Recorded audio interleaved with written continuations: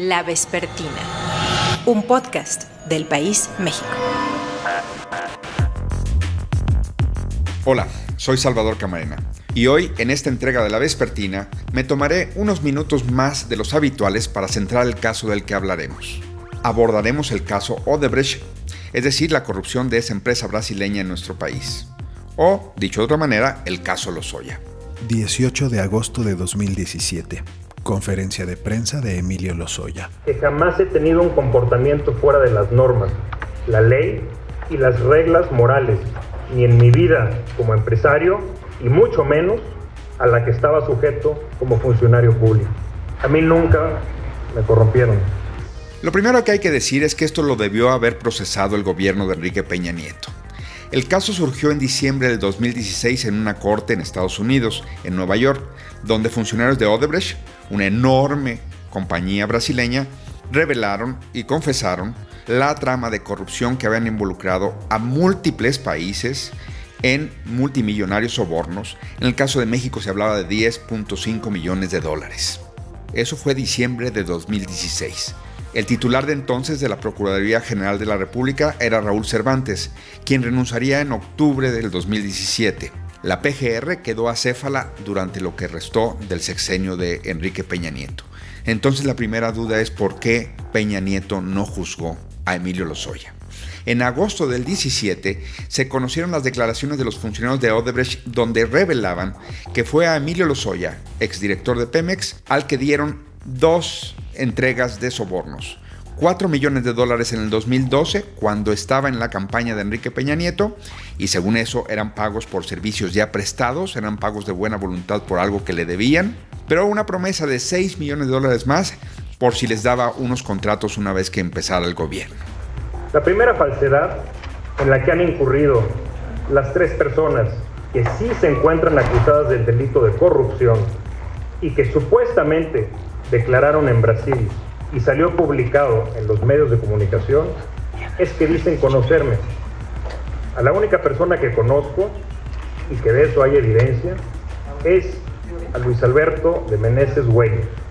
Sin embargo, a los otros 2 imputados no los conozco, ni he tenido contacto con ellos. La tercera cosa que hay que decir es que una vez iniciado este gobierno, Lozoya huye, se va a Europa, en donde finalmente es detenido en Málaga en febrero del año pasado, en 2020.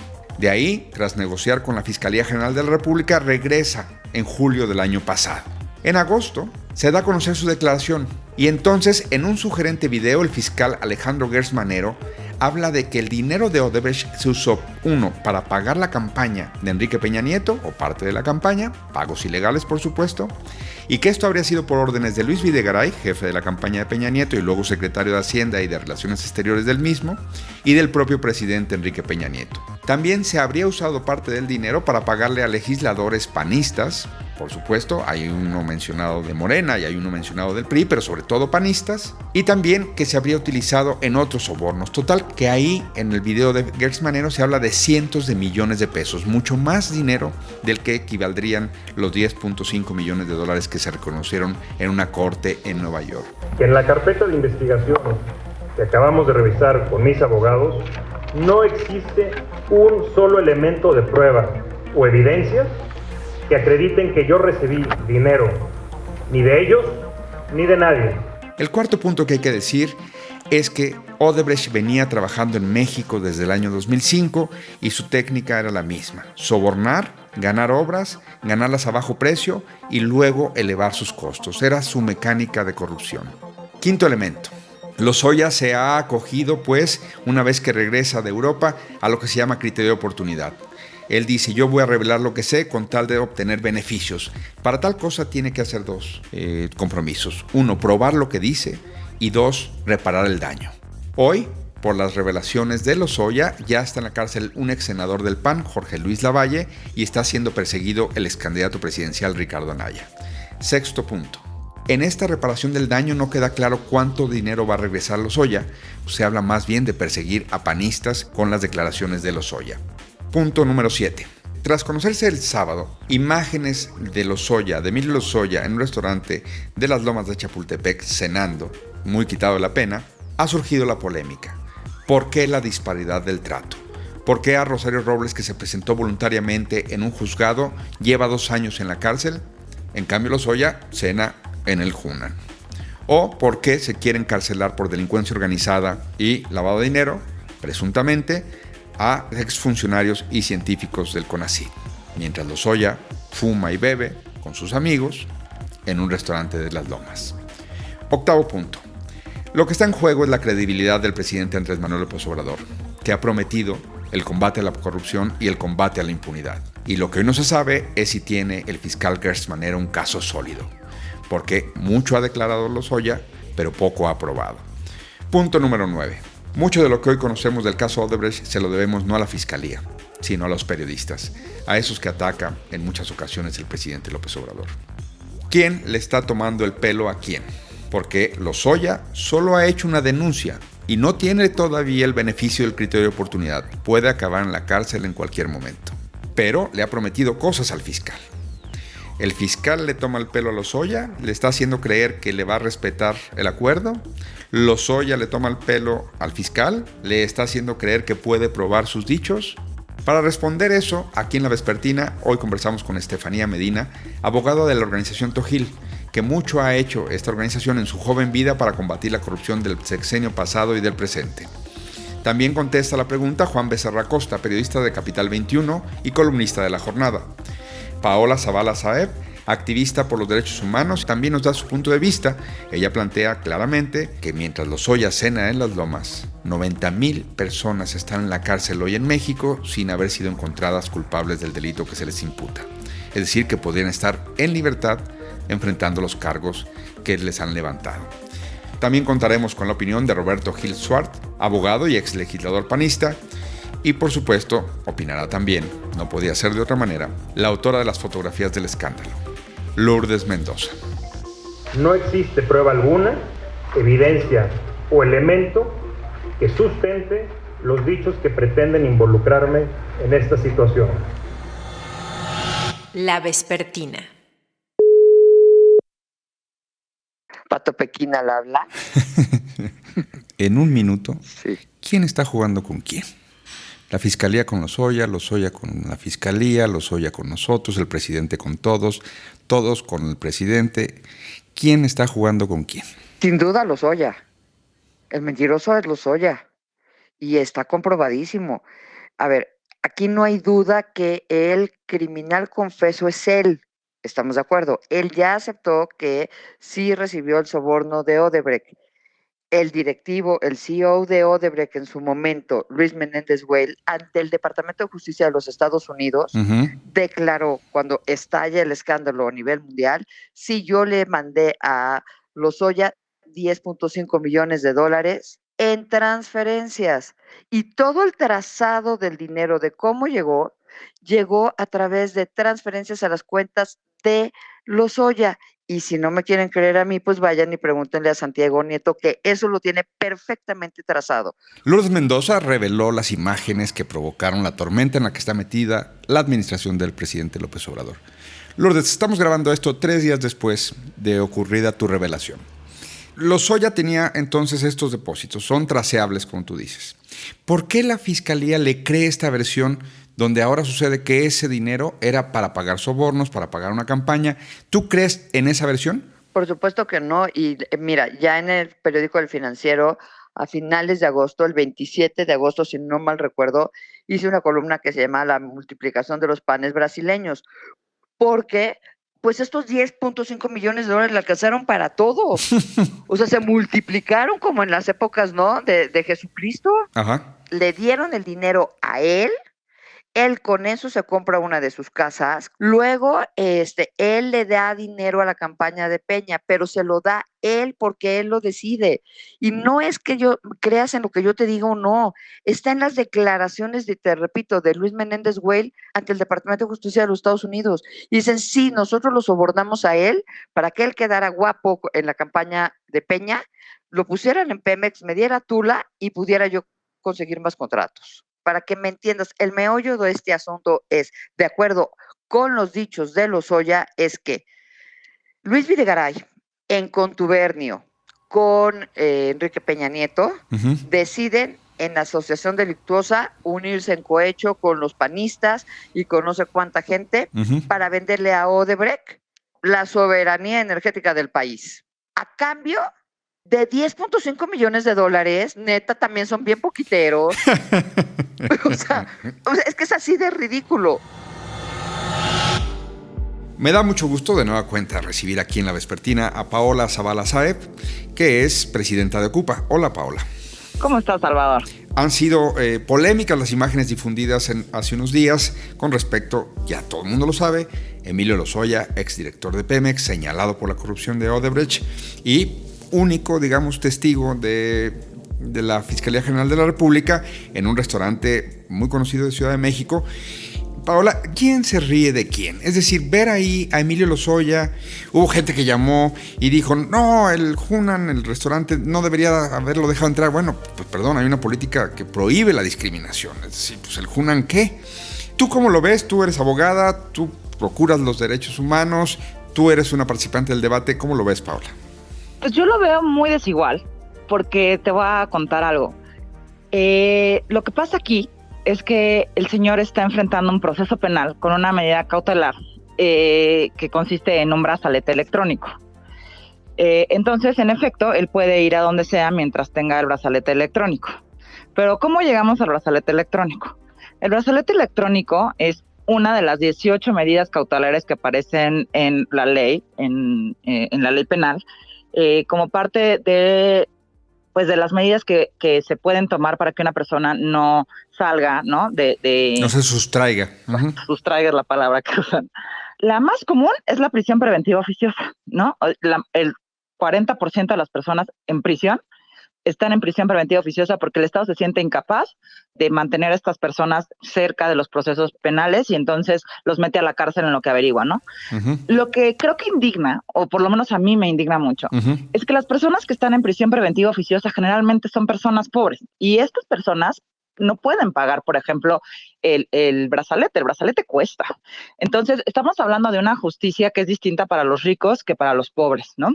Y una cosa que me parece muy importante en el debate es quién pide la medida cautelar. La medida cautelar no se le ocurre al juez, la pide el fiscal.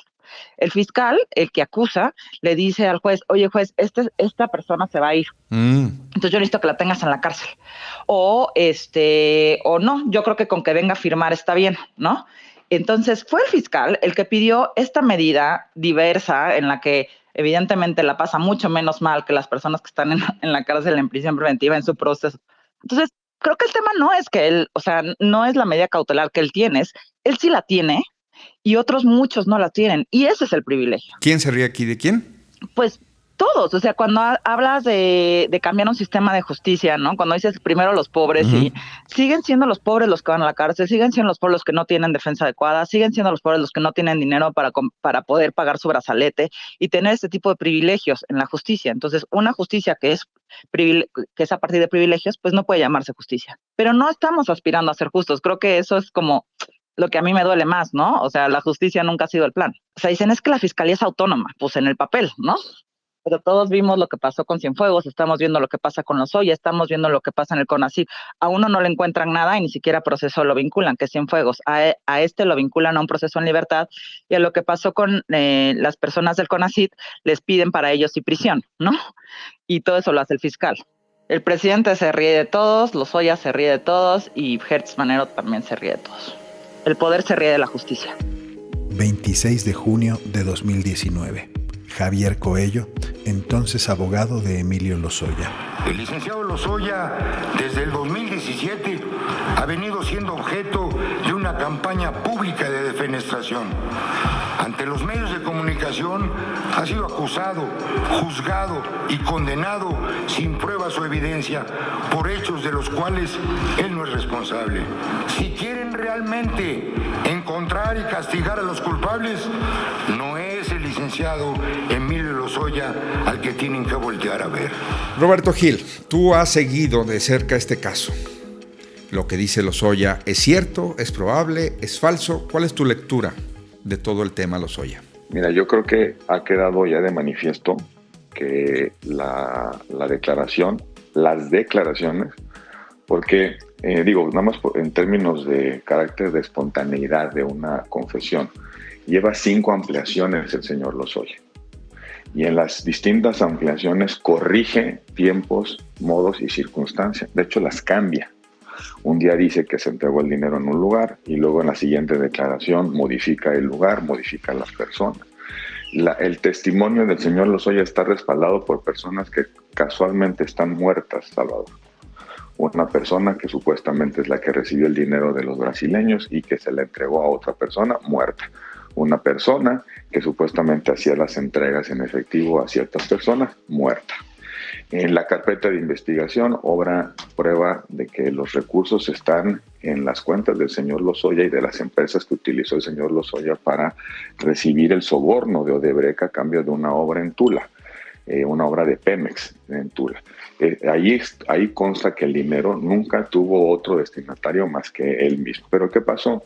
El señor Lozoya vio la oportunidad legal de ganarse la impunidad contando esta historia muy suculenta en términos políticos, pensando que esa sería la manera en la que pudiera ganar impunidad, porque aunque se escuche mal, Salvador, pero eso es.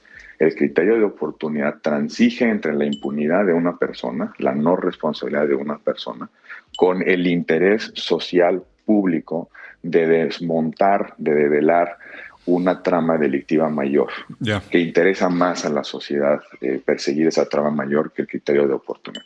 Pero lo que está pasando en este caso es, pues cuéntame una novela donde participa todo santo mundo y luego no te lo pruebo y durante 2 años estoy diciéndote, me acordé de esto, fíjate que me equivoqué en la primera ocasión. A ver, Roberto, pero ahí, ¿quién está utilizando a quién? Según lo que tú puedes apreciar. ¿Lozoya a la fiscalía o el fiscal a Lozoya, lo cual traduciría a el gobierno de la República a Lozoya? Porque Lozoya tiene que probar procesalmente lo que está diciendo, tiene que dar elementos para esa novela, siguiendo tu narrativa. Esa novela no puede ser la que su imaginación le dé, porque llega un momento en que un juez va a valorar lo que se está señalando y va a decir si vuela o no vuela, perdón mi coloquialismo, mi manera coloquial de decirlo. Pero ¿quién utiliza a quién? ¿La fiscalía a Lozoya o Lozoya a la fiscalía? ¿Cuál es tu conclusión de eso? Yo en este caso creo que el señor Lozoya se aprovechó de un beneficio procesal. Le acercó una narrativa a la fiscalía que pudo haber convencido a la fiscalía de que tenía en sus manos un caso verdaderamente relevante, ¿no?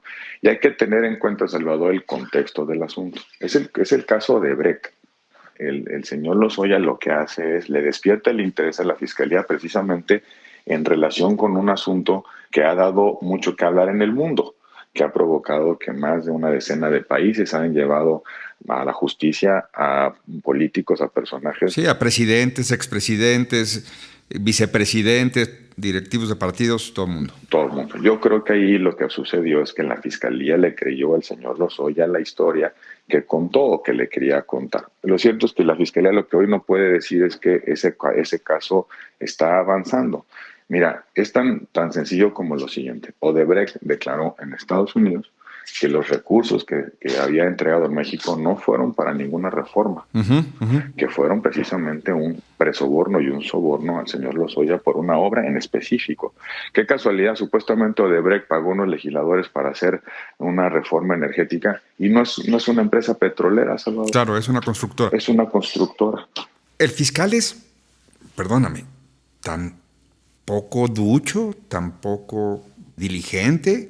O sea, Lozoya engaña al fiscal y este fiscal que hemos visto que no andan con medias tintas a la hora de que se va contra una institución que le había negado curiosamente el acceso a un sistema nacional de investigadoras, o que de repente sus parientes políticos terminan en la cárcel porque él está emberrinchado por ahí con un caso desde hace varios años. Es decir, este fiscal que todo el mundo lo ve de armas tomar, para decirlo también coloquialmente, está muy tranquilo con que Lozoya se pasee en el Hunan y que el caso, pues, sí se está atorando.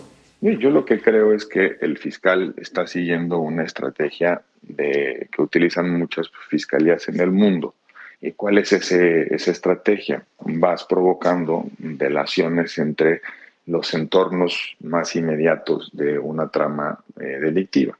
Yo creo que el fiscal me imagino que esa es la estrategia que está siguiendo, que está provocando que otras personas puedan corroborar la narrativa del señor Lozoya. Ahora, déjame dar un dato bien importante. El criterio de oportunidad no se ha concedido, ¿eh?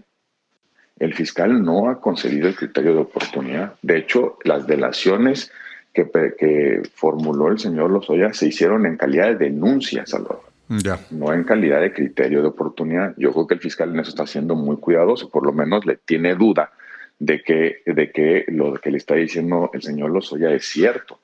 No hay criterio de oportunidad concedido.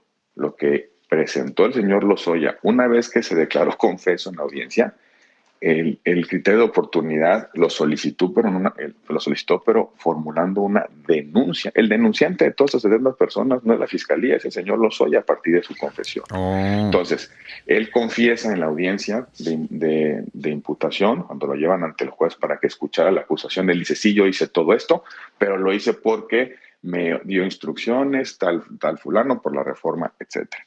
Pero en estricto sentido, el criterio de oportunidad no está concedido, ¿eh? Y para que haya criterio de oportunidad tienen que pasar tres cosas. Uno, debe aportar información. Segundo, tiene que probar la información. Y aportar información y colaborar procesalmente durante el juicio. Y tercero, reparar el daño. Es decir, lo que él cometió, la parte de responsabilidad que él haya cometido, tiene que reparar el daño. Ninguna de las tres cosas han sucedido, Salvador. Por eso creo que el fiscal está siguiendo una estrategia, digamos, de crear un entorno para provocar que otras fuentes de información, otras pruebas corroboren o no el dicho del señor Lozoya. A mí lo que me parece es que en este caso es evidente la manipulación del sistema de justicia por una persona que solamente quiere impunidad, quiere llevarse su dinero a Alemania o donde vaya a vivir, para no pisar la cárcel, cuando él es el único confeso en toda esta trama. Por cierto, confeso aquí y sus socios de Odebrecht confesos en Estados Unidos. Roberto, te agradezco esta conversación para La Vespertina. Como siempre, Salvador, muchísimas gracias a ti. 21 de julio de 2020. Andrés Manuel López Obrador, presidente de México. Lo que yo sé es de que está sujeto a proceso. Creo que como testigo colaborador va a tener ciertas consideraciones, porque lo que se busca en este caso, y lo establece la ley, es conocer más sobre el modus operandi, es decir, que se conozca más sobre los ilícitos, sobre los implicados, se profundice en la investigación. Entonces, por eso considero que es esta decisión que toma la Fiscalía. Está sujeto a proceso y va a seguir declarando. Tiene que informar. Ayer habló de que va a dar a conocer nombres. Me da mucho gusto conversar en La Vespertina con Juan Becerra Acosta. Tiene un programa en Capital 21, una columna en el periódico La Jornada y participa muy a menudo en mesas de debate por aquí y por allá. Juan, bienvenido a La Vespertina. Muchas gracias, Salvador, qué gusto saludarte. Oye, Juan, pues sí, ya pasaron días desde la polémica por unas imágenes difundidas del señor Lozoya comiendo en el Hunan. Juan, ¿quién le toma el pelo a quién? ¿El fiscal a Lozoya, Lozoya al fiscal, el fiscal a todos? ¿Qué está pasando? Pues ¿quién le toma el pelo a quién? A mí me parece que es como aquellos cortes de pelo con paisaje que se daban en los camellones de alguna avenida en la que había fila para que te cortaran el pelo, porque son varios los que le toman el pelo a otros. A ver. Para empezar, sin duda, me parece que Lozoya le está tomando el pelo a la Fiscalía, a la Justicia, al Poder Judicial, al sistema de impartición de justicia en México. Ahí estábamos viendo cómo cenaba en este restaurante, muy público además, y mientras él cenaba, pues tácticas dilatorias, un elefante reumático que es la Fiscalía. Entonces, pues Lozoya le toma el pelo al sistema de impartición de justicia. la Fiscalía le toma el pelo a su función y al pueblo de México con esta lentitud. Hacer esperar a la justicia es injusticia, Salvador, me parece. Si el fiscal no está entendiendo la dimensión del caso, hay alguien que va a pagar el costo político. Y ese alguien, ¿estás de acuerdo? Es pregunta. Es el gobierno del presidente López Obrador, que ha prometido un cambio radical de lo que ocurrió en el pasado. Y bueno, pues Lozoya ya regresó hace más de un año, ya corrigió 5 veces su declaración. Y como tú dices, parece que la Fiscalía no le corre prisa por un caso que en otros países ha tumbado presidentes, que han metido en muchos problemas a partidos políticos. Y en este caso, aquí, el que está probado y confeso de haber participado de la corrupción de Odebrecht, pues está ocupado cenando en un restaurante de postín, como decían antes. Y cenando en este restaurante haciendo ahí prácticas dilatorias, ¿no? Porque pues ya rindió su declaración, como bien dices, y ha señalado a varios personajes importantes durante el sexenio anterior, incluyendo al virrey Videgaray, pero pues ¿dónde están las pruebas, no? O sea, puede decir misa, pero no ha presentado ninguna prueba, por lo menos que nosotros lo sepamos, para que se puedan fincar responsabilidades. Y no sé si no le están dando la importancia o no tienen los elementos para poder llevar a cabo una investigación como se debe y de ella fincar las responsabilidades.